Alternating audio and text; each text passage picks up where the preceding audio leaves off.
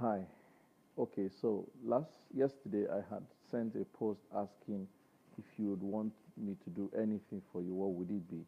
And last night Caroline asked me to talk about what do you do about handling rebellious teenagers, and I promised I was going to shoot a video today at 12 o'clock. So this is a video talking about how do I handle rebellious teenagers, or how do I handle teenagers that are difficult? We tend to think they are rebellious. We tend to think they have problems. We tend to think many things. So how do we handle rebellious teenagers? Okay, so Chikodi, and as many people as can watch this video, the first thing you need to understand is we do not have rebellious teenagers. The language we employ is a factor that also makes us suffer what we experience. We do not have rebellious teenagers. Every teenager is only responding to a behavior that we have put out. Every teenager is reacting to a behavior that we have put out. We many times are almost the source of the problems we encounter with teenagers. Number one, a teenager is too young to be an adult and too old to be a child. That's a precarious situation in itself. A teenager is going through a lot of emotional transition. He is no more a child, but he wants to be a child. He is not an adult yet, and he still wants to be an adult. So both ways, a teenager is in a fix. So you need to understand that first and foremost, a teenager is going through a sensitive phase. Our level of understanding and our threshold of accommodation should go up and not castigate. Number two, a teenager really, is exuberant. We all were teenagers, come on. We all had our tantrums. We thought we were smart. We thought we were wise. We thought we were sharp. We thought we knew what we were doing. The average teenager thinks they know what they're doing. The average teenager believes they know what they're doing. They're always exuberant. They're always energetic. In fact, for some who are introverted, you can't trust them. You don't even know what they're doing. So you need to understand that because we all were teenagers, we need to give these guys some slack. We need to accommodate them more. Number three, every teenager needs love. Every teenager responds to love. The biggest problem teenagers face today is an acceptance problem. My peers don't like me. My peers think I'm not one of them. My peers want me to smoke with them. My peers want me to masturbate with them. My peers want me to watch porn with them. My peers want us to hang out and go partying. My peers want me to do this. My peers want me to do that. I want to succeed. I'm afraid. I'm going to be judged. Will I be accepted? Will I be loved? Will I be embraced? Would I be admitted into a cycle? These are the problems and challenges teenagers go through in their mind. So your biggest strategy or bargain is to love the teenager, accommodate the teenager, hold them close, pull them close, because that's about the best thing you can do. You know what? A teenager does not even need you to give them all the things you think they want. Most times they just want to be able to express their tendencies. They want to be able to tell you how they feel.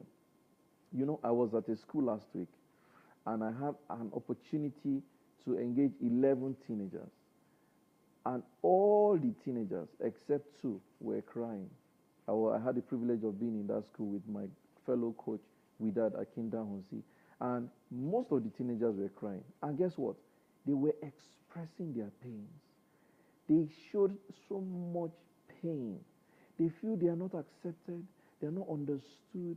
They feel that their parents don't know. They are also trying to be good children. They don't look out to frustrate the parents. They are not interested in being a clog in the wheel of progress. They're not interested in causing us pain. They're not interested in making us regret having them. They're not interested in spoiling the family name, as it were. They're not interested in getting pregnant. They're not interested in doing drugs. Because we adults just conclude, you know what? The way you're going, you go soon get belly.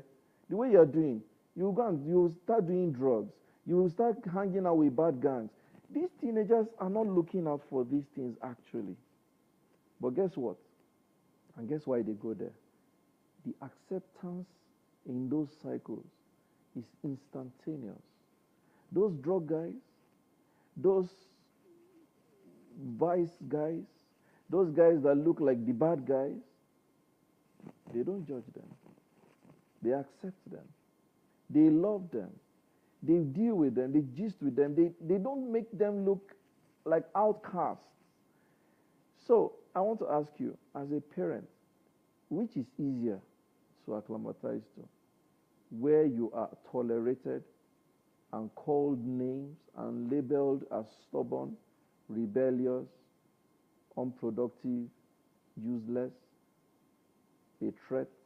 Where would you naturally gravitate to? I will gravitate to where I'm loved. You cannot thrive where you don't feel loved. You cannot thrive where you don't feel accepted. You cannot thrive where you feel judged.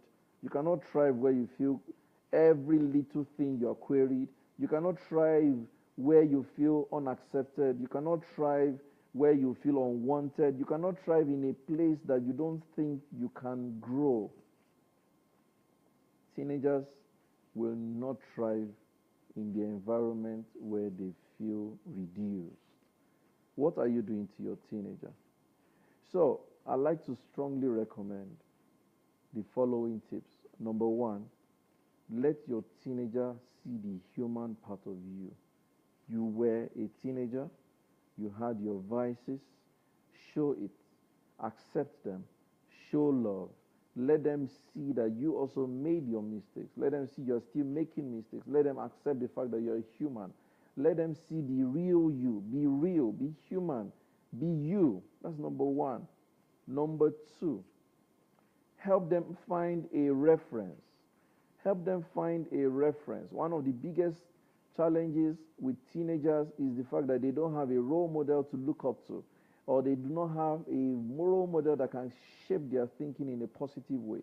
Your responsibility is to help them identify a reference, a role model that is a picture of what they are looking for. When they find a reference, then they can begin to ask themselves, the life I'm living now, can it give me the outcome of this reference? If the life I'm living now will not take me to the outcome of such a reference or role model, then I know that I'm not on the right track. That self-awareness, that ownership is a major power to help them take decisions by themselves, to start living the kind of life that they live. So number one, I said, be you. Show yourself as human. Number two, help them identify a reference. Number three, develop capacity to forgive them as often as possible. Help them, guide them, talk with them. Please talk with your teenager. Don't just be all about directives, instructions, penalties, threats, punishments and curses and insults and abuse, verbal abuse, emotional abuse. Don't be all about that. In fact, you don't need to. Just have conversations with your teenagers. Talk with them. Share with them. Engage them. Ask questions. Go into their minds. Help them understand what they think. You think like them. Help yourself. Let them train you how to think like them. And you just realize that you can influence their thoughts in another direction. If you can influence their thoughts in another direction, then you can be happy. Number four, think of the long term. Most of these behaviors is just for the teenage years. By the time they're out of teenage years, even they themselves will be like, wait till I think why they do these things. Wow, I was so childish. Most of us did that. When I was a teenager, I know how much vices I explored. Today, I'm even wondering how I turned out. God is faithful. I'm like, wow, this is who I was. This is who I am. Complete change. So sometimes just drop this pressure. Sometimes just drop the anxiety and pray about it. In the long term, you will just realize that they will drop it by themselves. They will outgrow a lot of these things by themselves. If you've been discussing with them, you can regulate the extent of involvement they get into in negative vices. And the more you engage them, the more controlled they can grow. And in the long term, they will drop a lot of these behaviors by themselves. Number 5, pray about it. Whatever is beyond you, take it to God. I believe in the power of God. I believe in the power of the Holy Spirit. I believe that long, short, medium term, God is involved.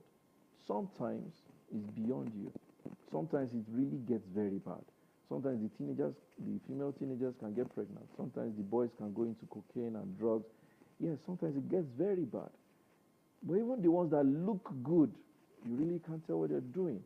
So prayer is very effective. Pray about this. Ask God for wisdom. Ask God for direction. And as you are praying, the wisdom you are receiving, act on it. Don't expect the Holy Spirit to come down and deal with the teenager. Don't expect God himself to come down and deal with the teenager. As you're receiving insight from the Holy Spirit, act on this insight. If you need to seek professional counsel, seek professional counsel. And I think it's very critical. Look for professional teenage handlers. Engage them. Hire them. Nigerians, we need to step up our character of hiring professionals. Hire a teenage professional to work with your teenagers. Hire someone that can help you too. Because sometimes we're the ones that rubbish the work that go into helping our teenagers. So while you're praying about it, get a professional who will give you the right skills and the right tips. And don't forget, your teenager is a child. He's a soul. He's human. Don't see your teenager as superhuman. Your teenager is not a superman or a superwoman. Your teenager is human, growing. Accommodate their excesses, accommodate their tendencies, and help them change by influencing them positively. I know you can, and I know you will. If you like any of our coaches, because we have fantastic teenage coaches in soccer. Coach Jeff Oluwagbemiga is a fantastic teenager coach. We have my wife, Funke Obafemi, is a fantastic teen coach. We have Angela Okechukwu. She also does good job with teenagers. Rekiat Odunsi does good job with female teenagers. Wida Dakinda Onsi, fantastic job with teenagers. We have several teen coaches in soccer. So if you would like us to connect you with any of our coaches, please just buzz us on 0807 361 0884. 0807 361 0884. In fact, I forgot to tell you that Omotola Rema Tunde is a teens coach and he's based in Lagos. So if you're in Lagos, Tola is your candidate. If you're in Abuja or anywhere else, we can reach you anywhere you are actually. Just let us know how to help you. But most importantly, love your teenager today and God bless you.